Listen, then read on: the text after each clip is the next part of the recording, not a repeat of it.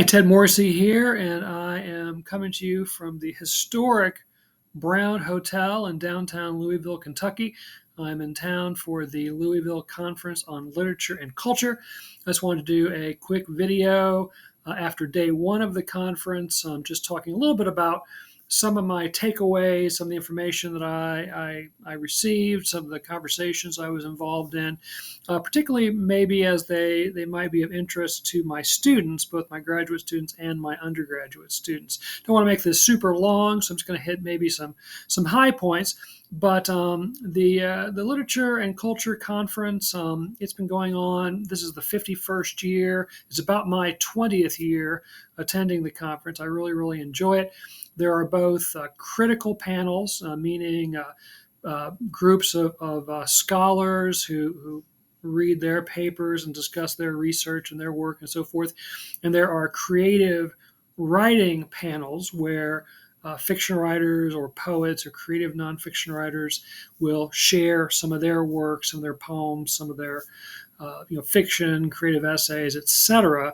I generally try to do both, and this year I'm presenting a paper on my literary idol, William Gass, of course, and this is a very important paper because this is Gass's centenary year. So my paper is specifically about William Gass's centenary, kind of looking back at his career, then also kind of looking forward to what are some things that could be in the future, both in the short term and the long term in terms of Gass studies and so on. Also reading my Laertes sonnet sequence in a creative panel, which is going to feel a little strange for me because I'm used to reading fiction because I think of myself mainly as a novelist, but I'm going to share some of my poetry with some other poets. So again, that's a little bit unusual. All right, so it was just half a day today on the first day. It just starts at noon, so I only went to two different panels. Tomorrow will be a full day of panels, and tomorrow is when I'll present my papers and read my poems and so forth. But the first bit that I went to was actually a seminar, not really a panel per se in a strict sense, but it was a seminar on Syllabus Mirabilis, a celebration of chapbooks, and it was presented by Jameson Welch and Krista Kane. And they are, among other things, founders of Cheek Press. And so the seminar was kind of a combination of talking about chapbooks and then also sharing their own chapbook that they have published through their own press. And I'll talk more about that in just a second. So a chapbook, in case you're not sure, is a very inexpensively produced book. It usually is just on kind of normal size paper, 8.5 by 11.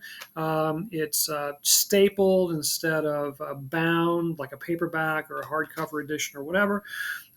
We tend to think of chapbooks as ways that poetry gets out in the world, and that certainly is true, but it doesn't have to be. Certainly, fiction writers will have sometimes a chapbook with just a couple of short stories or a very brief novella in it, or obviously essayists can have kind of an essay or two or kind of a miniature set of essays or something. But here's a good example. This is a chapbook, and as you can see, it's just normal kind of paper. It's stapled, and in fact, this is a chapbook that is where the seminar gets its name, Syllabus Mirabilis, and it is by Cheek Press, which again is the press that Jameson and Krista founded. They don't just produce chapbooks; they also do some other kinds of publishing as well, including broadsides, and they're starting to get, I think they said, into paperback publishing and that kind of thing. But so far, mainly it's been focused on chapbooks. And interesting discussion about sort of the history of chapbooks. I didn't think about the fact that they really kind of started in the Revolutionary period, Revolutionary War period. Thomas Paine putting out pamphlets with his ideas about freedom and liberty and so forth and so on is where the chapbook idea maybe kind of got started. Then it, kind of just evolved from there. A lot of chapbook publications in the 19th century. And then with really the start of the Beat generation in the 1950s, chapbooks became kind of associated with underground literary movements. And again, they can be very inexpensively produced in very small numbers, and so you could, basically mimeograph, or photocopy eventually, some pages. Again, staple them together. I've seen chapbooks that are hand sewn together. Those are very cool. And then distribute them to family and friends, or maybe charge a little bit of money for them. I paid a little bit for that. Money well spent, I'll add. But anyway, that's kind of the history of chapbooks. A lot of times now, chapbooks will be produced because of contests. So a press will have a poetry contest or a fiction contest or something like that, and the winning entry will be published as a chapbook, and in limited number and that kind of thing. And so because of the fact that they're produced very inexpensively, a lot of people can make chapbooks. You don't have to have the wherewithal to publish hardcover editions and paperbacks and all those kinds of things. Distribution is a little bit of an issue. Nowadays, of course, you can go through printers that will have distribution on a mass scale, global distribution as part of their network. So, for example, if you go through Ingram, you can publish your books, both hardcover and paperback editions, and then your materials available online globally through Ingram's distribution network.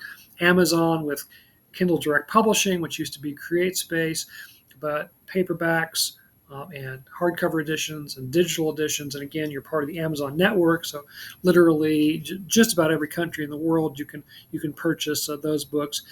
So that's the upside to going through like an Ingram or a KDP or whatever.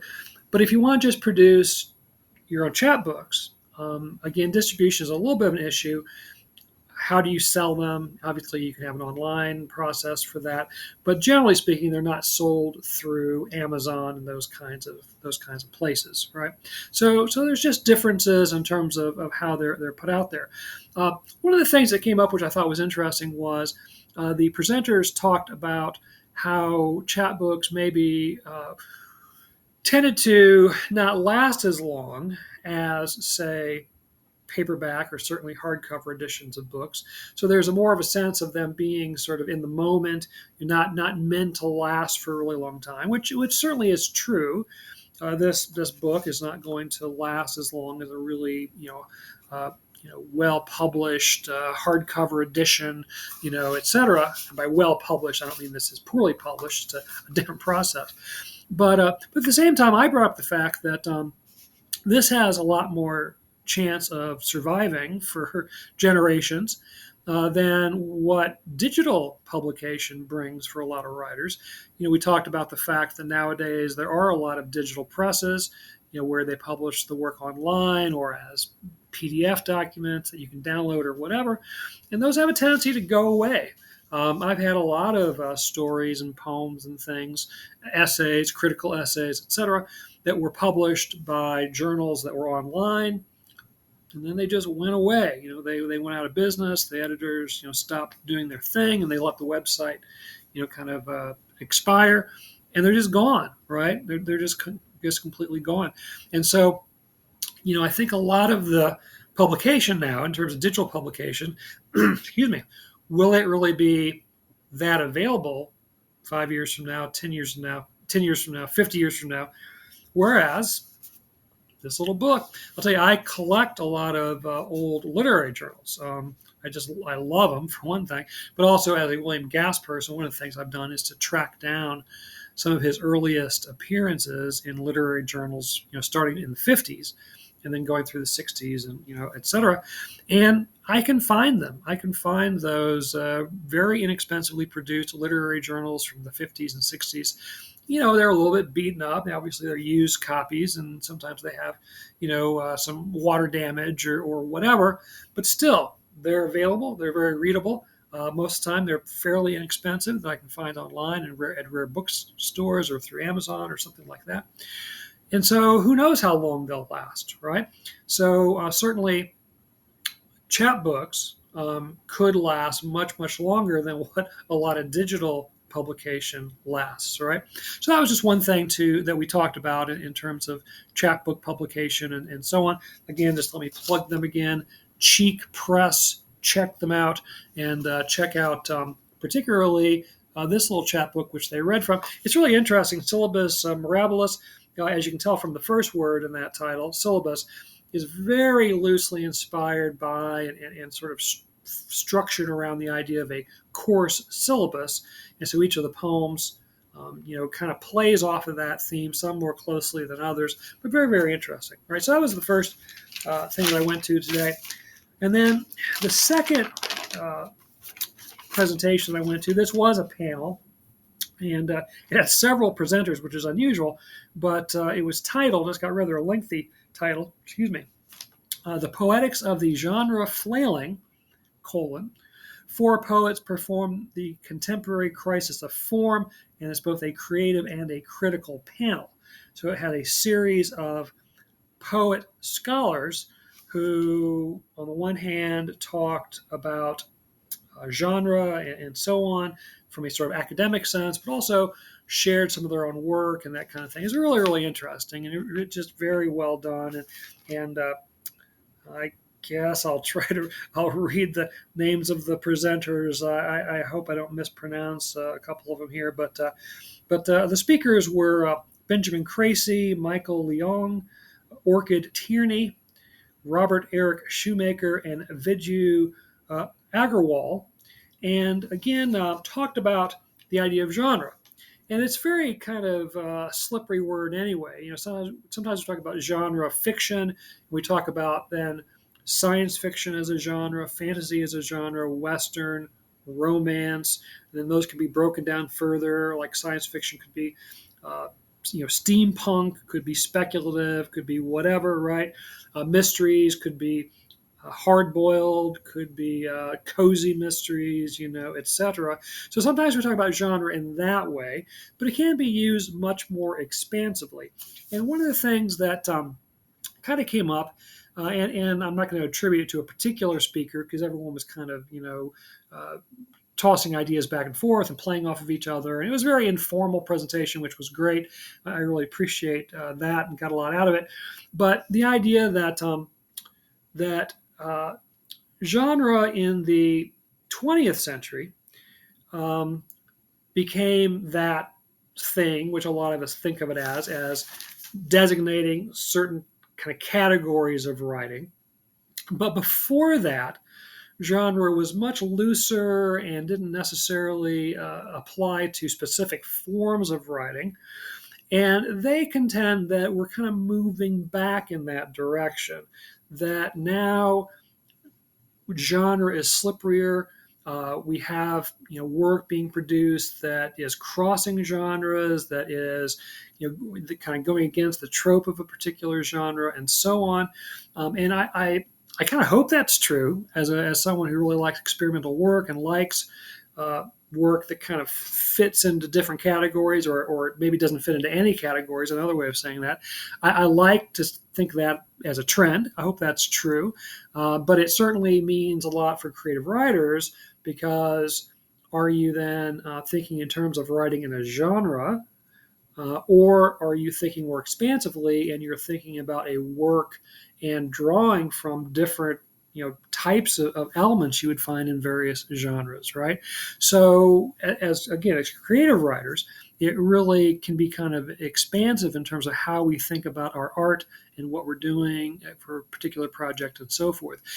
One of the presenters was particularly interested in Emily Dickinson, and I'm not a huge Dickinson scholar, but because of the Apple TV series Dickinson, which was really good, but also in general I'm interested in Emily Dickinson, and the fact that she in her time period was really operating outside existing poetic genres of the time period.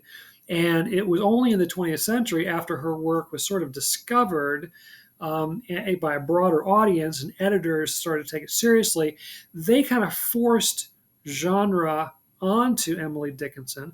But if you go back to her original work, which she wrote on scraps of paper, on old envelopes, she made little booklets out of scraps of paper, and so forth and so on. She was thinking about genre perhaps in a way that's really more akin to the way we're beginning to think about genre in the 21st century. So, in many ways, very much ahead of her time. And of course, that's true also in her sort of free form poetry, but also in just the fact that she, found ways of kind of putting that poetry together, and ultimately it was available to people in her very intimate circle in those forms and so forth. So anyway, so just a lot of interesting stuff going on in terms of thinking about genre, thinking about how it's sort of changed over the course of time, and where we may be at now in terms of thinking about genre and where we may be going. All right. Tomorrow is the first really full day of the conference. Looking forward to that. That's where I'm doing my thing. Going to get my gas paper early in the afternoon. Nope, that's wrong. Going to read my sonnets early in the afternoon, and then later on in the afternoon I'll share my gas paper. My gas paper is online, by the way, at my blog, tedmercy.blog, so you can check that out. My sonnets, a few of them are online that were published by this, that, or the other entity. I'm going to read from my collection, Delta of Cassiopeia, which is mostly collected fiction, but there is a section of these collected sonnets. And one of the reasons I put together Delta of Cassiopeia is because these are pieces that had been written and published in some cases up to 30 years ago, some much more recent, like the sonnets, for example. And they kind of disappeared. They were in journals that went belly up, and were no longer being published. Very, very hard to find. And so I wanted to sort of bring all that stuff together into one collection. One well-edited, nicely published collection, maybe to give them a little more longevity and so forth. But anyway, that's all tomorrow. I notice there are some panels, I haven't gone to any yet, but that are talking about artificial intelligence. That's obviously very much on people's minds, both in terms of academics who are studying, sort of the implications of it and so forth, but obviously creative writers and publishers of creative writing, or any kind of writing for that matter, are very much interested in artificial intelligence and where it's going, how it will impact the industry, and those kinds of things. So I may end up going to something like that. Not quite sure yet. All right, I'm going to stop there. I didn't want to make this too terribly long. I just wanted to give you a little bit of an update and just kind of share some of the things that I've been involved in talking about and learning about so far at the Louisville Conference on Literature and Culture 2024 edition.